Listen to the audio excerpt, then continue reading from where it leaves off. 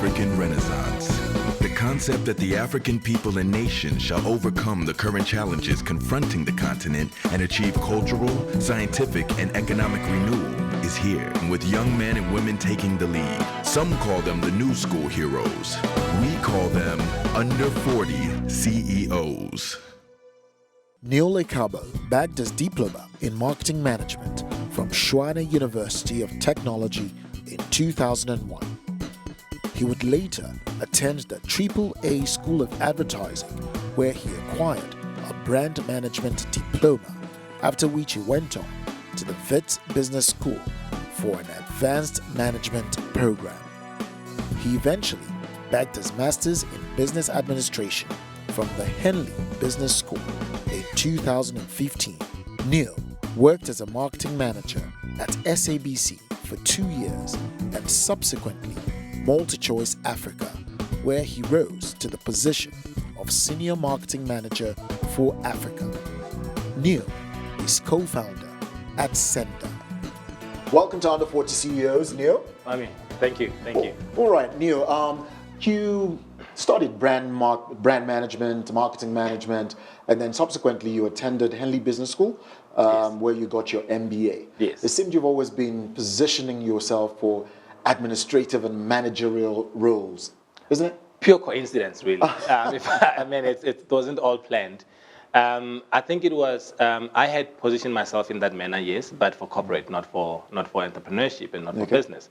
I'm still reluctant to call myself an entrepreneur because I spend so much of my time in corporate. But yes, I studied marketing, and I fell in love with it from undergrad. I continued to study different disciplines, but within marketing, and eventually, yes, positioned myself for a more executive role through the Henley MBA. But in my head, at the point, I was looking at an executive position within corporate. When you get there and you realize that it's not what you thought it would be, and then I saw the light. Okay, then. So your marketing career lasted about 9 years and 2 months, from the records that I have. So you spent 2 years, I believe, as marketing manager at SABC, and then moved to Multichoice. Yes. Now, please do tell me about your time in paid employment. So paid employment was quite interesting. I started off at Volkswagen doing events, then moved to Audi as an assistant brand manager. Wow. I did some sales, funny enough, with Coke. I was a sales rep, calling on doors and taking orders and being shouted at by customers. And that's when I moved to SABC as a marketing manager, then to Multichoice, where I was there for 7 years. It was a great learning experience. A lot of entrepreneurs, I think, underestimate the learning and the grounding that corporate gives you. And I think a lot of my grounding I got from corporate. And it was a great time, a very great time, from an employment standpoint, from a training standpoint, learning discipline, work ethics, but also learning the impact of decisions within an organization, and learning, how different people's objectives come together. And that's the kind of knowledge that is important for me now as I engage business clients, because I know what their world is like. So the Uber of delivery package pickup Yes. is how your business is described, Sendr. Yes. What would you say is the unique selling proposition, and what just differentiated you from other delivery companies at the time you were launching? Yeah, so a few things. We're hoping that one day people will say Uber is the sender of people, as opposed to the other way around. We've gone to great lengths in terms of figuring out what our business model is. And in that process, you also have to figure out what your business model is not, right? And I think what differentiates us from a lot of companies that either play within the similar space or at least in a bigger space is the fact that as opposed to a normal courier company, we don't aggregate parcels, right?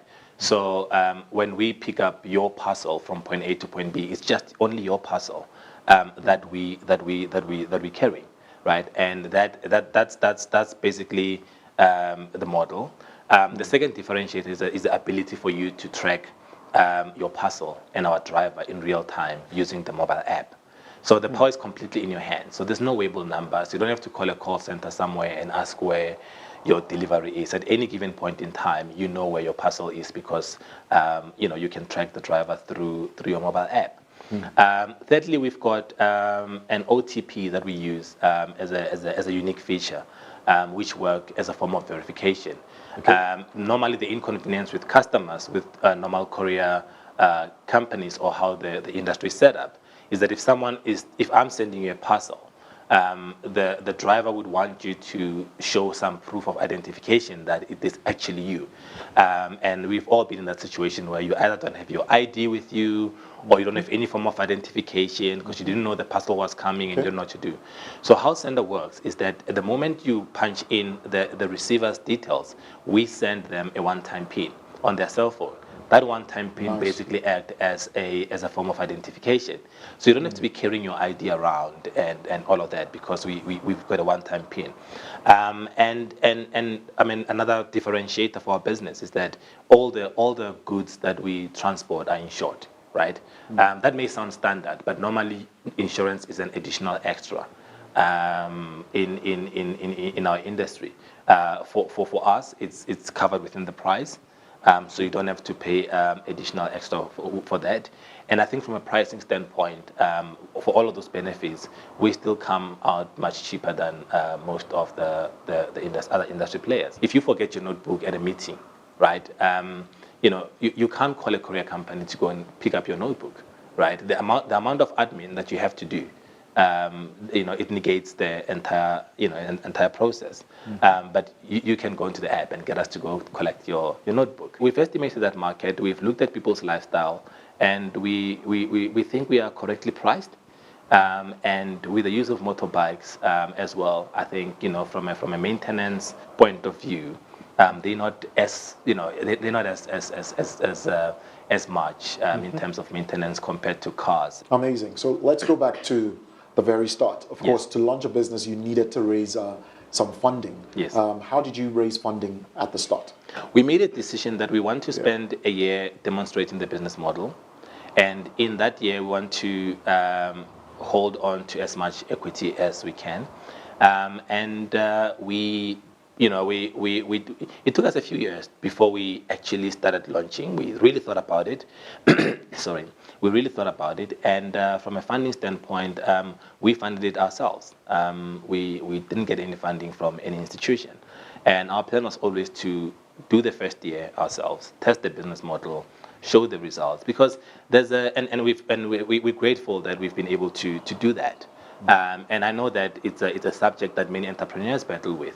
The issue of funding. But the opposite side of this argument is that a lot of times when your business is still new and it's still starting, there is a temptation to sell for very little because you have no value at that point.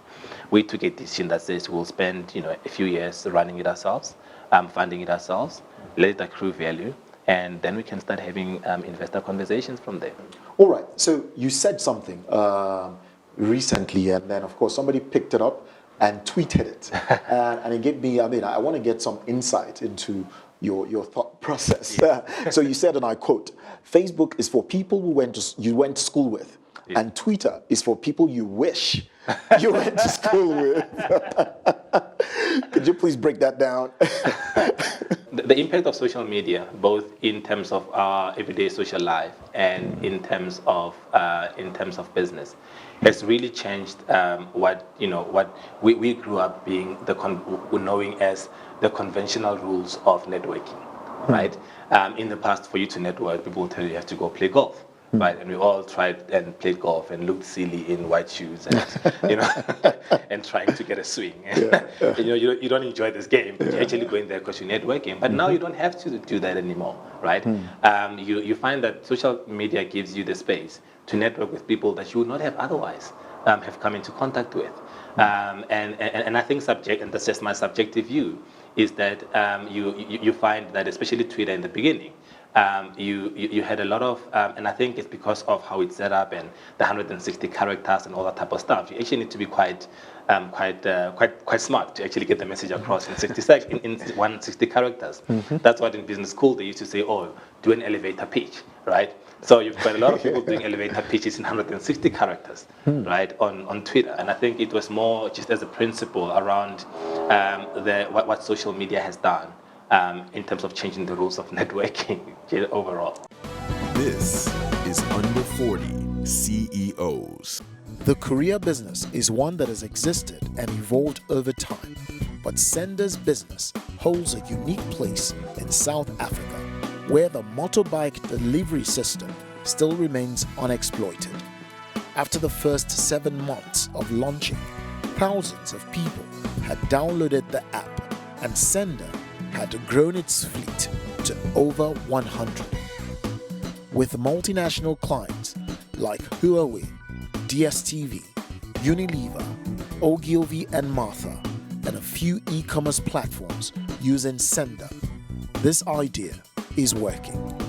However, I seek to know what and how Neil has made this business a partnership work. So your business is a partnership, right? Yes. How would you advise an entrepreneur, aspiring one, to go about choosing, firstly, a partner, and how do you make partnerships work? Yeah, there's no easy answer to it, and there's no manual to it. I think for me, being alone in business is a very lonely journey. You need someone to bounce ideas off. You need someone who you'll have what I call an intellectual sparring with. Right? You need someone who complements you. And I think for me, 3 things are important in terms of choosing that partner. And the first one is get someone with a complementary skill. You can't have another clone of yourself. That's the first thing. And I think the second thing is a lot of partnerships, sometimes they don't go well. But I think, when you choose partner, choose someone that you share values with, at least sort of like underlying values, that where you know that at a point where you disagree on issues, it is those values that will guide the resolution of those issues. And I think lastly, choose someone whom you share the same vision with. And it's easier said than done, because initially we all share the vision, but later on, we think differently about business, whatever the case is. But at least in the beginning, if you spend time interrogating each other in terms of various scenarios that could happen within your journey together, and find a resolution before some of those issues start, I think you have a fair chance. But even if it doesn't work out, it really isn't the end of the world. I've realized that everything works for a reason. Not everyone is such a Bring and Larry Page. Some partnerships sometimes don't work. There's a and that's the name of the game. But it's a journey, and I think we should not stigmatize failure in at all. Even if it means partners not agreeing. Tell me, what's the current business structure at Sendr, and how many people do you currently employ? Currently, we've got about 12 administrative staff, and we've got close to 100 drivers. Wow. We work shifts. There's a morning shift and evening shift. Wow. We work quite long hours. We start 7 a.m. in the morning and we knock off at 10 p.m. And hence the need for shift. And we find that it works because a lot of companies that we work with, as an example, in some of the companies we act as a complementary in-house messenger service. And most of the employees, at least messengers, leave at 5 o'clock in the afternoon, which is knock-off time. And they still have things to send around. So at least they know that Sendr is there. Because we're a lifestyle product, we need to fit in within the hours, active hours of our customer. Your life doesn't stop at 5. You get home at 8 and you realize that there's 4 things that you forgot to do. You need someone to run errands. Sendr is there for you. Amazing. Now, during your MBA, whilst getting your MBA at Henley Business School, you actually went on an 8-day tour of China. And you said a couple of things that I found. I can't talk too much. And I made certain deductions from. So permit me to quote you now. You said you can't expect success if you're not willing to make hard choices. The context, I think, for it was for South African students to see, get exposure to international markets, see how government can support business, or how government in China is supporting business. The context at that point was some of those hard choices that, Chinese governments have to do. Have to make in terms of ensuring that they accelerate growth, whether it's hard choices in terms of how they fund their, what allocation of their fiscus goes towards entrepreneurship, the kind of support, the kind of training, the kind of access to markets. One of the things that, if you travel around the continent, which I know you have, you see a lot of Chinese businesses in the continent, right? And those are the choices that a government somewhere has made to say we will support our guys when they want to go outside of their own borders, and it's really hard choices because we sometimes tend to be quite myopic in our view of where success would lie.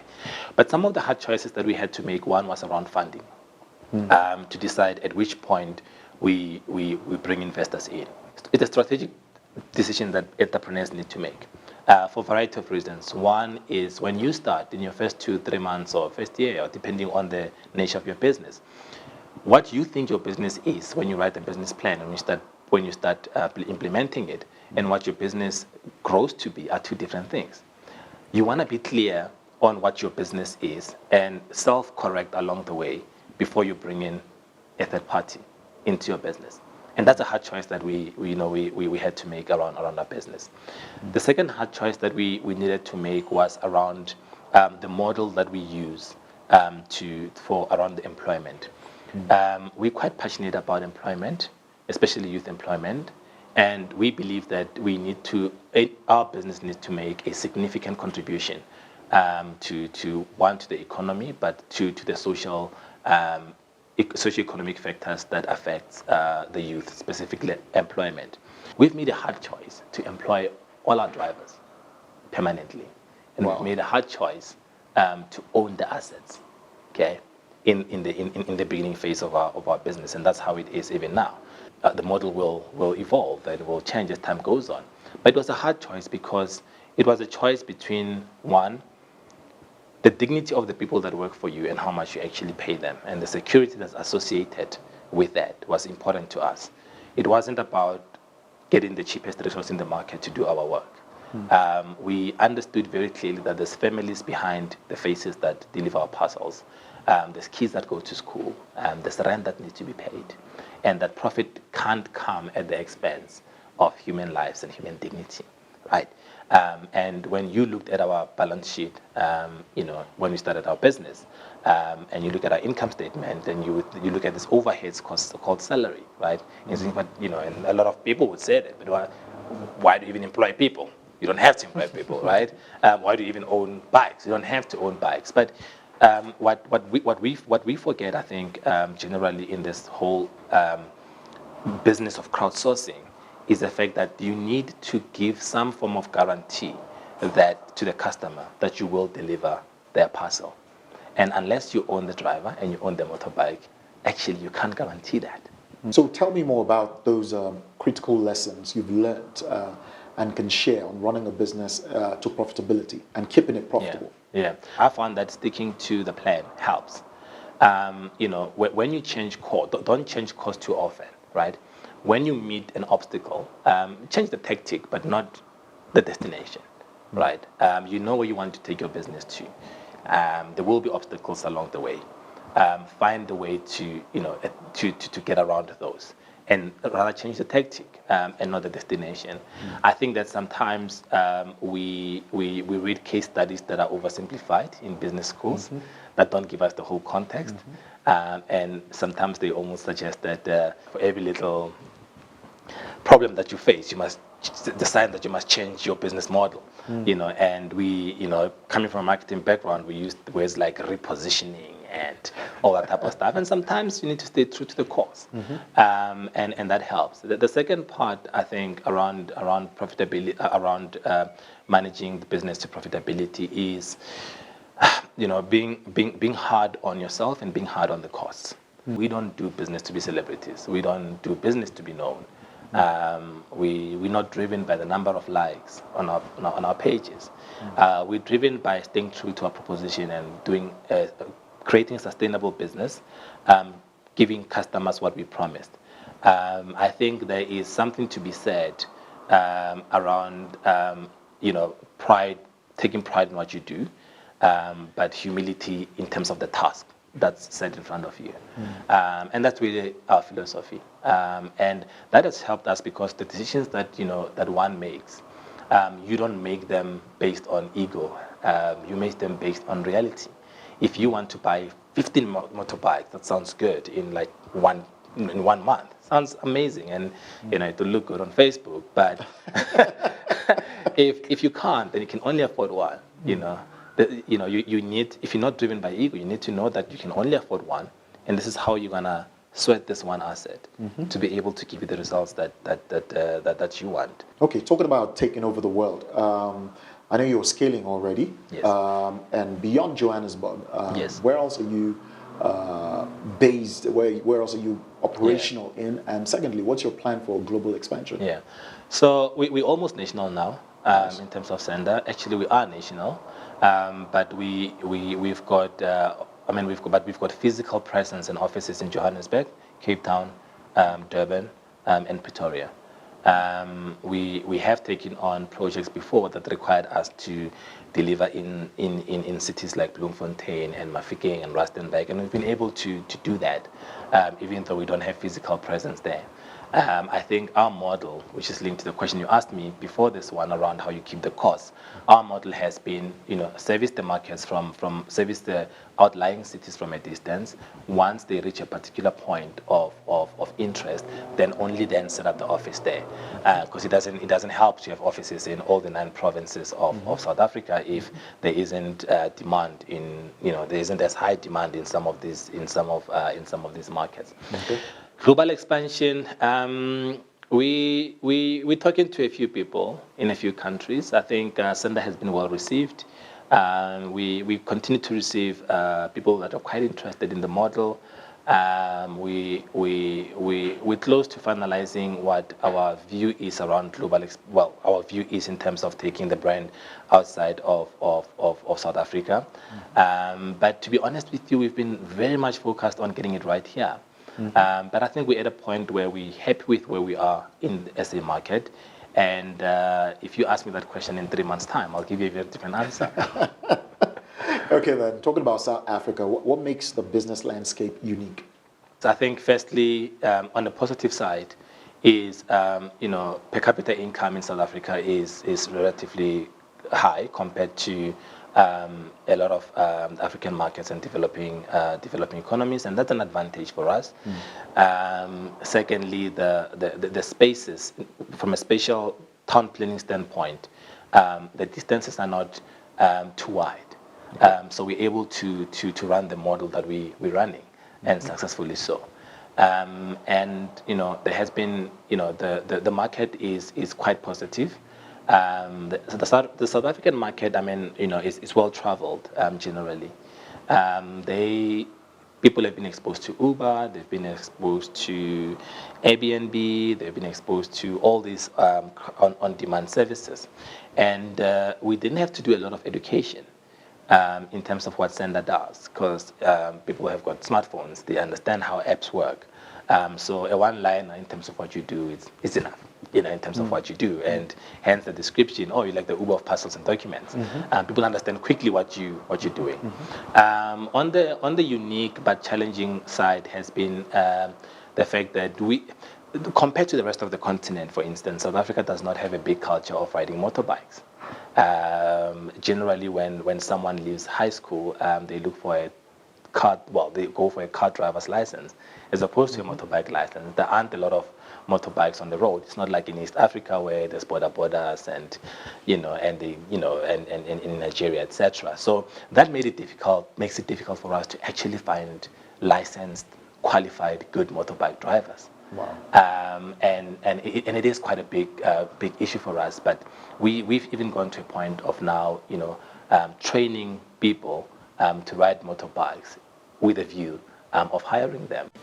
This is Under 40 CEOs. Neil does not measure the success of Sendr based on the number of likes he gets on Facebook and Instagram, but on the output he generates and the value he has built for the business.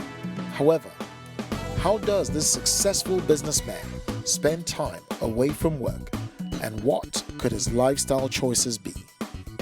Okay, now on to fun stuff. I have a few quick fire questions for you. Yeah. What do you love to eat? Anything that with mince in it. How would you describe your fashion style? My fashion style, I've got a very clear definition of that. Whatever is clean in the wardrobe that morning. What brands do you love to wear? G-Star. What CEOs do you currently look up to? I really look up to people like Aliko Dangote. What's your favorite car to drive?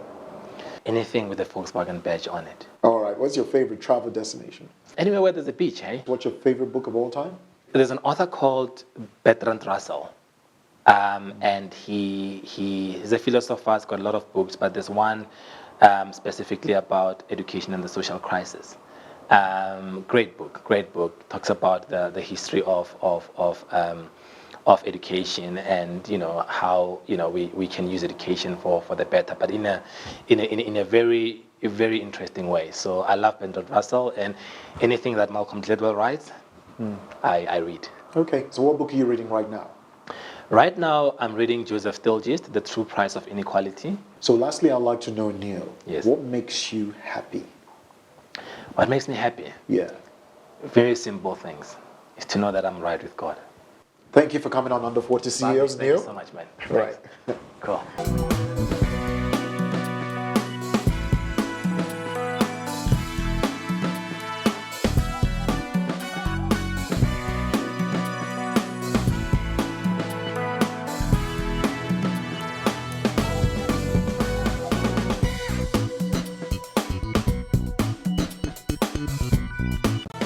This is Under 40 CEOs.